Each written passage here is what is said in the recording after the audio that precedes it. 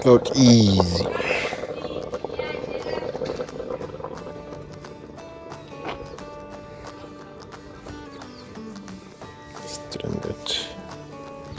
Stranded. Shit.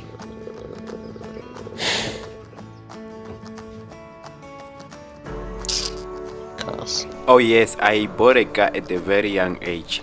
But one thing I did not know about cars is that there is a difference between affording to buy a car and affording to maintain a car. Welcome back to another video.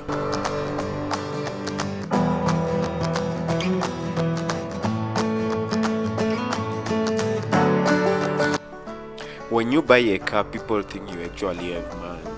But then the truth is, after buying a car, that's when you start being broke, because the maintenance costs, fuel costs, and all other funny costs that come in start popping out of nowhere. So when you buy a car, you actually start to become broke. For today, we are just talking about my ownership experience with this car.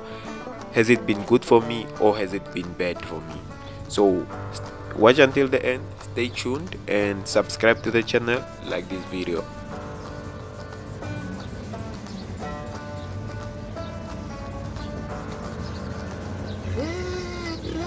In this video, we are going to talk about my overall experience of owning a car. I bought my first car back in September 2023, so it has only been, I believe, 3 months if I'm not mistaken. This guy just bought it. I know, I hate it. Please don't forget to like the video, subscribe, and comment anything in the comment sections below. Any questions about cars? Today we are taking the car to a mechanical shop because there's a CV joint that needs to be replaced. So I'll drop the car there, I'll take a sample of the part I need, and then from there I'll go look for the part. Hopefully I find the part today, and hopefully the car gets finished today. Yeah, that sound, it hurts, bruh, it hurts.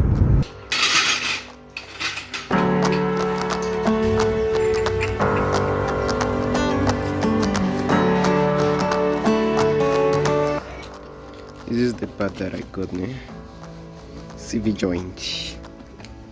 And yeah, it's about to get on the car right now. As you guys know, there are two types of car owners. There is the owner that really does take care of their car, and there is the owner that really doesn't care what is happening to the car. The car can be doing all the sound and stuff, but they are just like, let me just drive. I feel like I'm the type of owner that really does the maintenance work. Even if the thing is not broken yet, I'll take care of it while it's early. I don't like problems. So yeah, when we are talking about the maintenance experience that I had with this car so far, I never really had like a breakdown or something. It's just me trying to take proper maintenance of the car. If something happens to the car, I make sure I try to repair it before it gets even worse. While the car is still drivable, I'll try to replace the part and stuff. So yeah, so far what I did on the car, I replaced the brake discs, brake pads, and then I've also replaced the CV joints, only on one side, on the left side. And then I put some new windshields on the car, or you can call it rain guards. And yeah, that's basically it. And then the servers, and then I think we are done. So I did not really spend too much. So the total spend that I've done so far on the car is about 7,000 or 6,000 plus minus, I'm not really sure. That's now excluding fuel. So far so good. The car is driving perfect, the car is good, so I would not really complain about the maintenance.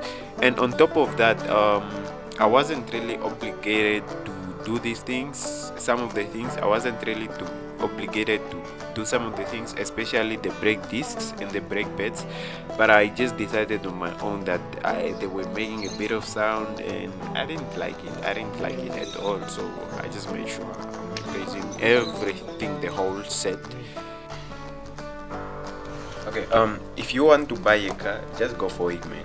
But if it's like your first ever car, please try to get a reliable car first, and then you can play around with the unreliable cars later. Thank me later, because if you get the unreliable one first and you know nothing about cars, it will be a struggle. But at least if you get the reliable one, you drive it maybe for a year, then you get the unreliable cars, you will be fine. You will not be stressing too much, because by that time you'll be ready to have a car that can be stressing you every now and then. Don't forget to like the video and subscribe to the channel. I'll see you guys in my next video.